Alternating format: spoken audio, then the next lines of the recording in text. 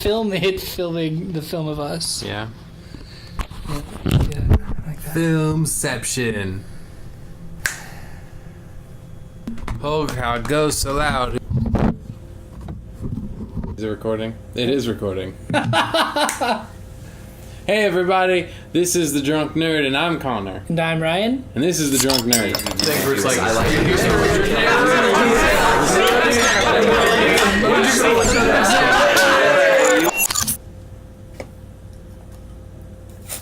Oh, the straw got away from me.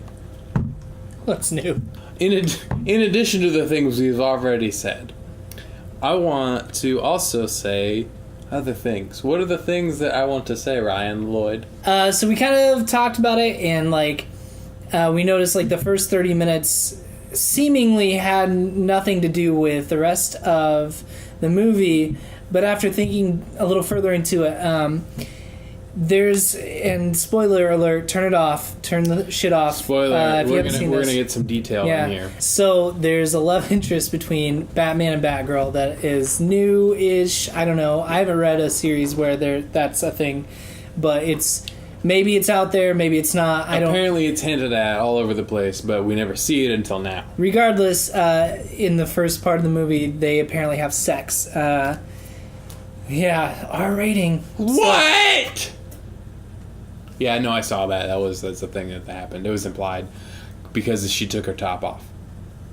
So they did their little flip-flap sex time, and that was unusual. They really built that story up, though. There's a weird guy that's obsessed with Batgirl and goes after her and after and after, and Batman takes special hate interest in her in this villain, I guess. It really builds the dynamic between Batman and Batgirl because you never really have seen this interaction. They had sex, it's said clear as day in the movie, and then the Joker shows up and shoots her, which if you've read the book you already know this. There's some rapey-esque stuff in the book, but this gets worse. He runs his hand down her chest and unbuttons her shirt. That happens in the book. That does happen in the book. Does he unbutton the shirt in the book? Mm-hmm. I didn't realize. You see a little bit of lace. Okay. It happens in the book.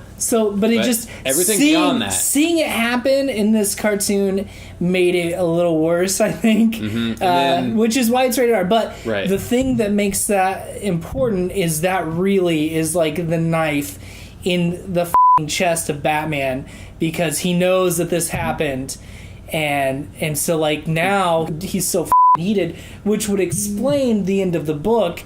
It does not necessarily explain the end of this animated movie, which sucks still that they didn't really do what they didn't put the sound in we wanted to hear. No, there was a specific sound I wanted to hear because there was we already said spoilers, so yeah, there were the lights were missing from the puddle. There were no cops showing up or anything like that. There was no sudden stop of him laughing. It was just Joker stopped laughing. It just faded out. There was no Yeah, what the end of this movie should have been was some lights, some sirens, the whole charade, because Batman even says the cops are on their way, they're right behind me. Yeah. They should have been there. Right.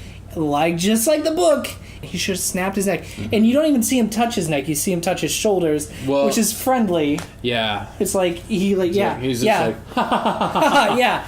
And okay, so the Kevin Conroy laughing as Batman kind of didn't sell me either. Yeah, no. Honestly, I was I'm not into this. When I saw in the theater, the joke got legitimate laughs, and I was just dead. Those cold souls was that wasn't funny. Yeah. I know what this is implying, but it's not impacting me emotionally. It's not. Yeah. I don't get the. But we've already kind of said what we're bummed about this. But I am stoked. The first 30 minutes are absolutely new story. Yeah. And a lot of people aren't into it, but I understand it. I feel a little more so. Right. I think that watching it the first time, I was this seems unnecessary. This seems let's just hurry up and get to the point that I want to see. I think that really, though, it does add, like you were saying, it does overall add a little bit of emotional tension to it. But I think that some parts of it kind of overreaches and doesn't do it quite as effectively as they had hoped for. Right. But I think that's the whole movie. Right. I think the whole movie is lacking a little more so than what it should be. Yeah. So we talked. We gave it a B.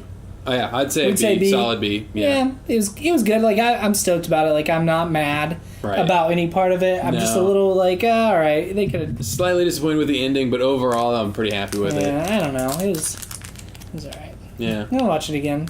So, right. It's definitely like a watch, you know, like it's not a watch. I've owned watches, and that's not one of them. yeah, it doesn't keep time very well. Why did I do that? What is that? What did you? It's not very good. It's like Dude, that's great. No, It's so good. I'm a fan. Send me your barbecue sauce. don't send me your bottles of barbecue sauce. Yeah, local actually. only. I'm pretentious. I'm not. I'll just send me anything. All right, so signing off for the second time.